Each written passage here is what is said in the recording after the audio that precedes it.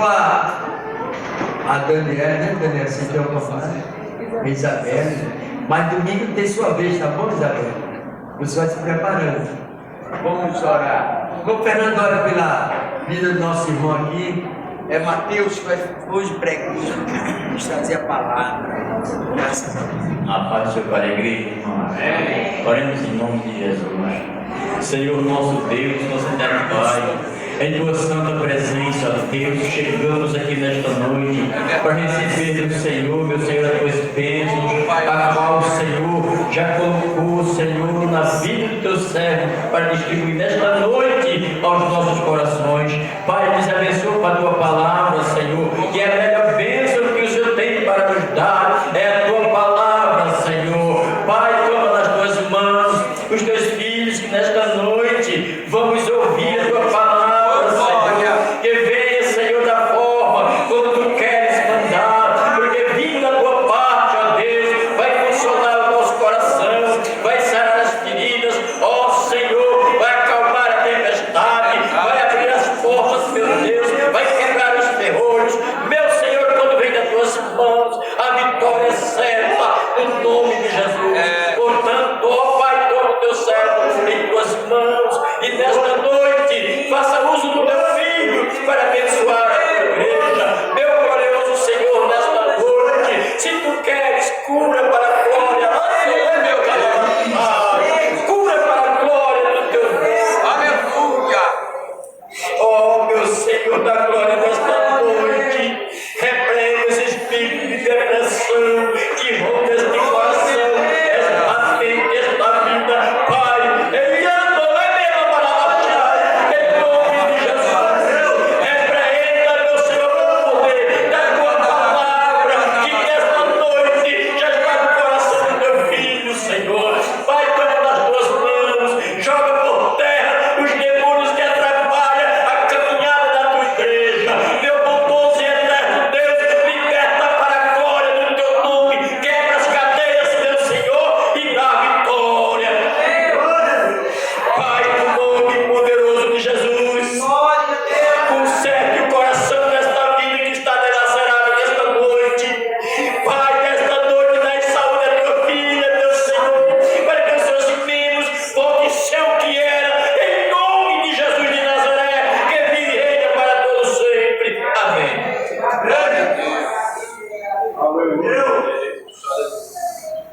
Bendito é o nome do Senhor nesta noite. Meus irmãos, boa noite, Pai do Senhor. Meus irmãos, pode se sentar, por favor? Eu louvo a Deus por essa oportunidade de estarmos aqui nessa noite. Eu quero agradecer a Deus, tributar a Deus toda a honra, toda a glória e todo o louvor. Agradecer ao pastor presidente desta casa por nos permitir estar aqui nesta noite, através do convite do nosso irmão Gerson, da Raíza, que são os amigos que Deus colocou no nosso coração. Amém. Que aprendemos a amar e louvamos a Deus pela vida de cada um dos irmãos aqui nesta noite. Amém? Eu creio que o Senhor tem uma palavra para nós nessa noite. O Senhor já falou ao meu coração, já vou sair daqui edificado com tudo que foi ouvido e tudo que foi ministrado aqui nesta noite. Amém? Como vocês são ensinados pelo pastor presidente dessa igreja, se puder ficar sentado, permaneça sentado, mas para lermos a palavra, se ele ensina que fique de pé, fiquem todos de pé, por favor. Abra sua Bíblia no Evangelho de Marcos, capítulo de número 3. Glórias a Jesus. Evangelho de Marcos, capítulo de número 3, a partir do versículo 1 até o versículo 5. Quem encontrou, diga amém.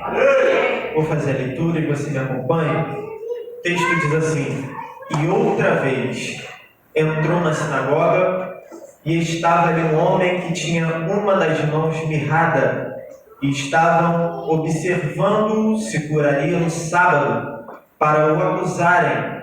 E disse ao homem que tinha a mão mirrada: Levanta-te e vem para o meio. E perguntou-lhes: É lícito fazer o bem ou fazer mal? Salvar a vida ou matar? E eles calaram-se. E olhando para eles em redor com indignação, quando menos da dureza do seu coração, disse ao homem: estende a tua mão. E ele estendeu, e foi-lhe restituída a sua mão sã como a outra. Apenas até aqui, se você pudesse assente adorando a Jesus. Glórias a Deus. Meus irmãos, eu estava durante essa semana pedindo uma orientação ao Senhor para o que ministrar nesta noite. Tinha um texto queimando no meu coração toda essa semana. Até comentei com o Gerson na quinta-feira. Mas de sexta para cá o Senhor colocou esse texto ao meu coração e eu creio que Deus ele tem algo para falar conosco nessa noite. Esse texto é um texto bem conhecido, creio que você já tenha ouvido diversas vezes acerca dessa história e diversas pregações acerca desse momento. O Evangelho de Marcos, rapidamente só para a gente introduzir, este Evangelho ele é conhecido como o Evangelho mais antigo, foi o primeiro Evangelho a ser escrito e é o menor dos Evangelhos, tendo apenas 16 capítulos. Muitos dizem que Mateus e Lucas, estes evangelhos, tiveram Marcos como base de seus evangelhos para poderem ser escritos. Cada um desses evangelhos tem um objetivo e uma finalidade de apresentar a Jesus. Como, por exemplo, o evangelho de Mateus, ele tem como apresentar a Jesus como o rei. E o evangelho de Marcos, ele apresenta Jesus como servo. Lucas apresenta Jesus como filho do homem. E o Evangelho de João apresenta Jesus como o próprio Deus, o próprio Filho de Deus.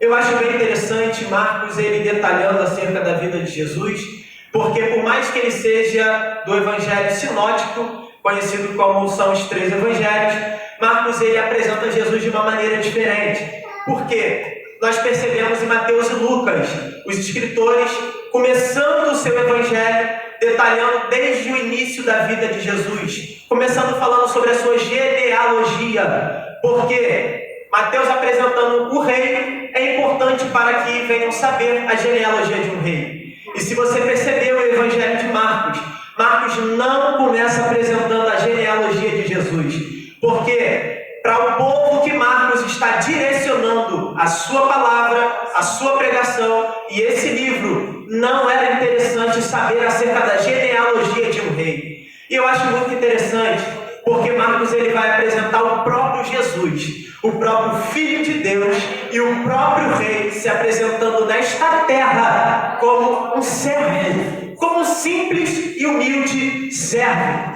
O texto de Marcos, capítulo 10, versículo 45, é o tema central deste livro. O que é que vai dizer esse versículo? Porque o Filho do Homem não foi enviado a não ser para ser servido e não para servir. Por que Jesus diz isso nesse momento?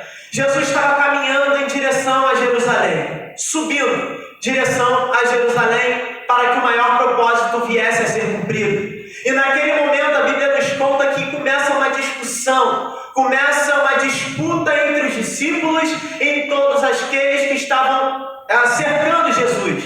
A Bíblia conta que Jesus junta os discípulos e diz para eles: olha, nós estamos subindo até Jerusalém por um único objetivo. O Filho do Homem será entregue nas mãos dos fariseus e dos filhos dos homens. Para quê? Para ser entregue, escarnecido e ser entregue à morte. Mas espera aí, Jesus, o Senhor está caminhando todo este tempo e até aqui o Senhor não desmotivou, não desanimou, e em todo momento que o Senhor tem caminhado, o Senhor tem operado milagres, maravilhas, só para chegar até aqui o Senhor dizer que o Senhor está caminhando em direção à sua morte. Sim, é isso. Esse é o propósito que eu fui enviado, para morrer na cruz do Calvário e ser entregue naquele momento. E a partir desse momento que Jesus começa a dar essa declaração do que aconteceria com ele, algo interessante acontece. E o que é? Os filhos de Zebedeu, Tiago e João, eu acho bem interessante, que eles já vão direto diante de Jesus e começam a falar com Jesus e perguntar: Jesus, quando o Senhor morrer e chegar lá naquela glória, o Senhor nos permite um sentar à direita e o outro sentar à esquerda. Jesus olha para eles, eu imagino Jesus colocando a mão no queixo e dizendo: vocês caminharam comigo até aqui e não entenderam o verdadeiro propósito do Evangelho e tudo que eu ensinei até aqui. O que eu ensinei não é que o final da história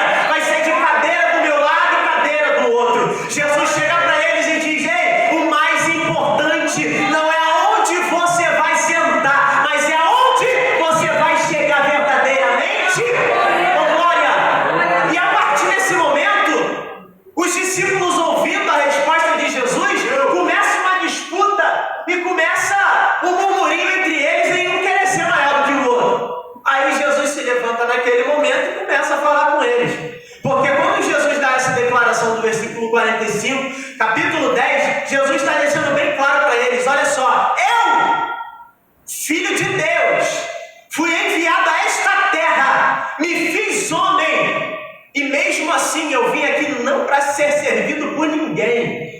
Vocês estão aí querendo saber quem vai sentar de um lado, quem vai sentar do outro, quem vai ter espaço em um lugar, quem vai ter espaço em outro. Mas o que eu vim fazer é ensinar que o maior do reino não é aquele que está sentado na melhor cadeira e sendo servido por todos, mas o maior aqui dentro é quem se disponibiliza em servir a todos. Este é o verdadeiro evangelho.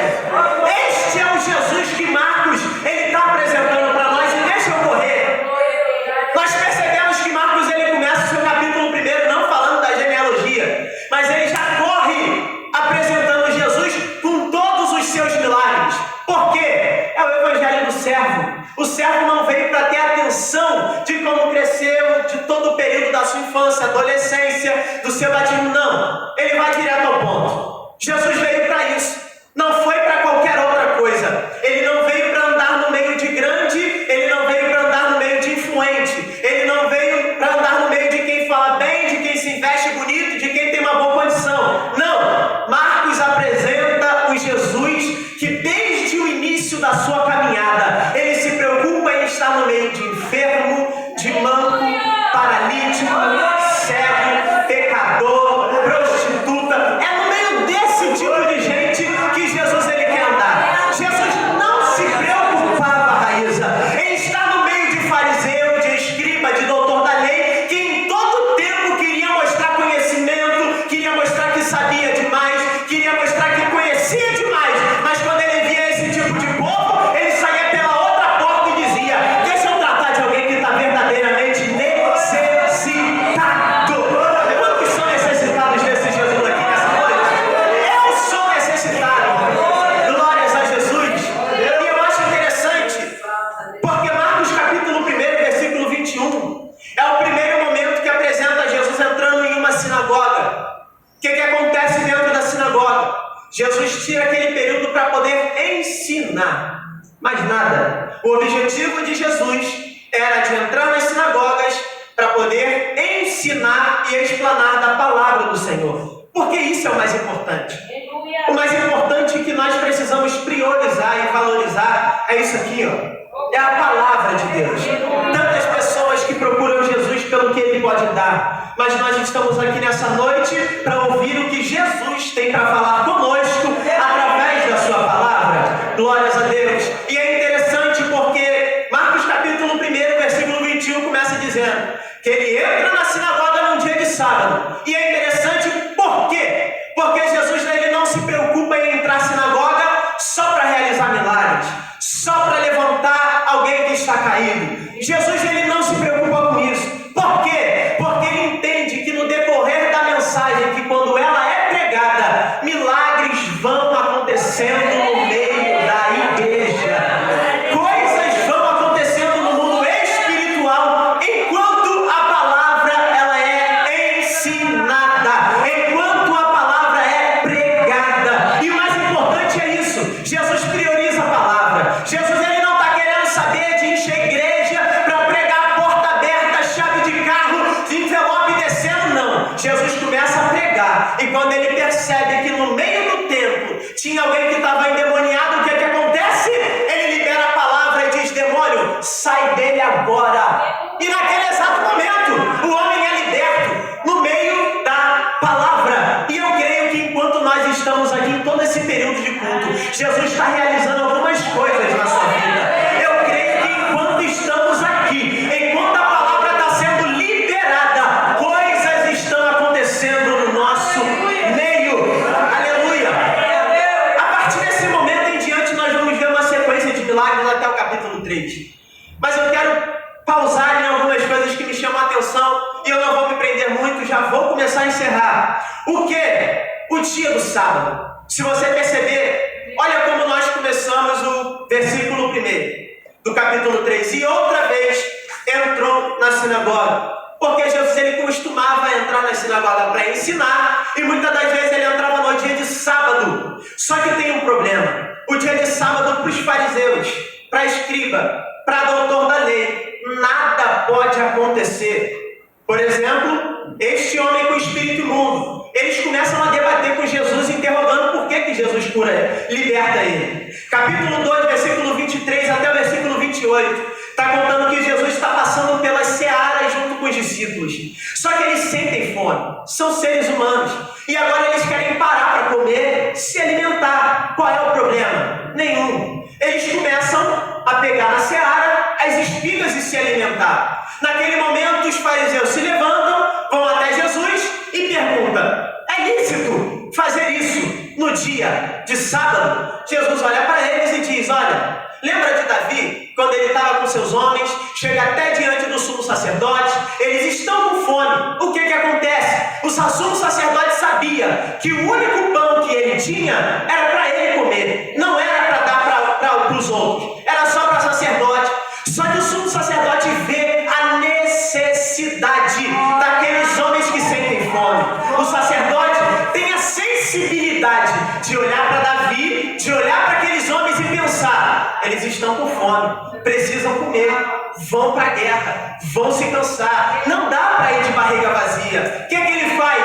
Ele se disponibiliza de pegar do pão que era para ele e dá para Davi e para aqueles homens. Aí Jesus conta essa história para os fariseus e diz: por acaso o sábado, quer dizer, por causa do homem, o sábado foi criado? Ou o sábado foi criado pelo homem? Ele está querendo dizer: o sábado ele não é mais importante do que o homem. O homem, ele é muito mais importante do que o sábado. Por que Jesus está dizendo isso? Porque o fariseu tinha um problema de querer pegar tudo que é lícito e mudar em transgressão, e pegar o que era ilícito e colocar como regra. Então Jesus está dizendo para eles: meu filho, vocês não entenderam, com tudo isso que vocês aprenderam na lei, que o mais importante é quem está do seu lado necessitado, com fome, precisando de ajuda, do que apenas um dia que foi criado por causa do Filho do Homem que foi enviado a esta terra. Se tem alguém do seu lado com fome, por que você não vai alimentar? Se tem gente do seu lado precisando de ajuda, por que é que você não vai ajudar? O sábado não está limitando Jesus de agir em momento nenhum. Aí ele vai dizer no versículo 27, o sábado foi feito por causa do homem e não o homem por causa do sábado. Assim, o Filho do Homem até do sábado é Senhor. Sabe o que é interessante? É porque tem tanta gente que limita Deus de agir. Tem tanta gente que quer limitar o agir de Deus na nossa vida muitas das vezes. E muitas das vezes é aqui no nosso meio. Porque Jesus lida com esse tipo de gente. Não é com ímpio, não é com quem está lá fora que não conhece a palavra. Esse povo aqui que Jesus está pregando, que ele está repreendendo, é quem conhecia da lei, pregava, cantava, pulava, marchava, estava todo culto. Só que quando via o necessitado, o que ele fazia? Fingia que não estava nem vendo.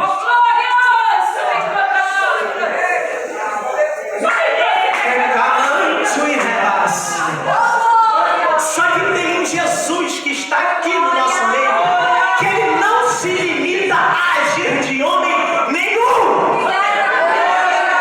O homem limita, ele pensa que você não pode mais, que hoje talvez vai ser só mais um culto para a sua vida, mas para nossa sorte, o Jesus de Nazaré, ele está aqui no nosso meio e está dizendo: fica tranquilo, porque eu não estou limitado para poder agir na sua vida. Glória seja dada a Jesus.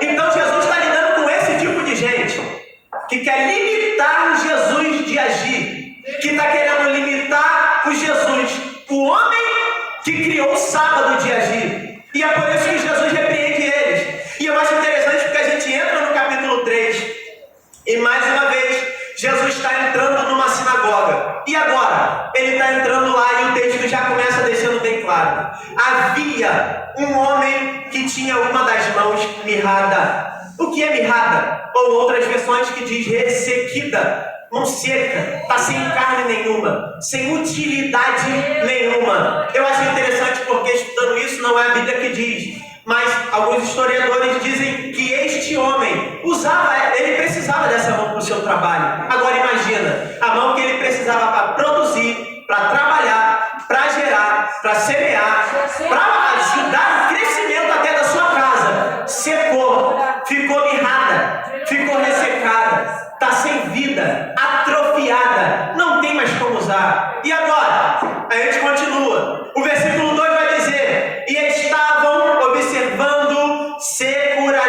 sábado, quem é que estava observando? É aquele tipo de fariseu lá que estava desde o início olhando Jesus e observando para ver quem ele curava, que dia que ele curava, que dia que ele ia fazer, como que ele ia fazer, para quê? Para aplaudir a ele e glorificar pelo feito dele? Não, para acusar e falar: Jesus, não era para o Senhor estar fazendo isso nesse dia de hoje, não era para o Senhor estar fazendo aquilo, não é para o Senhor estar ajudando ele, não é para o Senhor estar ajudando. É esse tipo de gente que está aqui dentro. Então são dois tipos de pessoas que estão dentro dessa sinagoga. Fariseus, que qual é a intenção deles? O versículo já diz: ele não entra para adorar, não entra para cultuar, não entra para ouvir o ensinamento de Jesus. Para que ele entra? Observar. E o outro tipo de gente que tem? Um homem que está com uma mão mirrada. Talvez esses homens poderiam, Gerson, até ter feito de propósito para querer pegar Jesus. Levou esse homem necessitado até dentro do templo e falou: vamos ver se Jesus se atreve a fazer alguma coisa por ele. Aí o versículo 2 vai dizer que eles estavam observando se curaria para o acusarem. Aí olha o versículo 3, Jesus olha para o homem e diz: levanta-te. Espera aí, dia de sábado não é para curar. Dia de sábado não é para fazer nada. Mas é interessante porque existiam as leis, mas alguns rabinos, eles pegavam algumas leis e acrescentavam algumas coisas por conta própria. E uma delas não era para curar no dia de sábado, a não ser que a pessoa estivesse prestes à morte. O homem que está com a mão mirrada está prestes à morte? Não. Então o que os fariseus estão falando entre si? Esse homem não está morrendo, então não é para Jesus fazer nada. É só mais um dia, é só mais um culto, é só mais um sábado. Que ele está entrando com uma mão mirrada e vai sair da mesma maneira que entrou. Só que Jesus, eu amo esse Jesus, Gerson, que ele vai na contramão do homem, ele vai na contramão da lógica, ele vai na contramão da lei e está dizendo: eu vou fazer por ele o que ninguém pode fazer. O fariseu está preocupado com status, com poder, com cargo, com visibilidade. Jesus não. A preocupação de Jesus é: tem necessitado aqui dentro hoje? Eu estou olhando para ele. Eu estou olhando para você. Aí está lá. Imagina um culto como esse. Você sabe como você entrou aqui. Eu sei como eu entrei. Vitória sabe como Vitória entrou. Cada um aqui sabe da sua real necessidade. Quantos aqui não estão com algumas áreas da vida ressecada? Quantos aqui nesta noite não estão com uma das áreas da vida mirrada, sem vida, sem carne, atrofiado, parado? Você não tem mais força para fazer. E o que é isso? É apenas um momento. Calma. Mas, Mateus, foram tantos cultos que eu entrei e eu saí da mesma forma. Calma, que Jesus está aqui hoje para mudar isso. Eu vim com essa palavra queimando no meu coração para liberar para alguém aqui. Jesus vai restituir áreas na sua vida que há muito tempo você não tinha mais utilidade. Tem área na sua vida que atrofiou.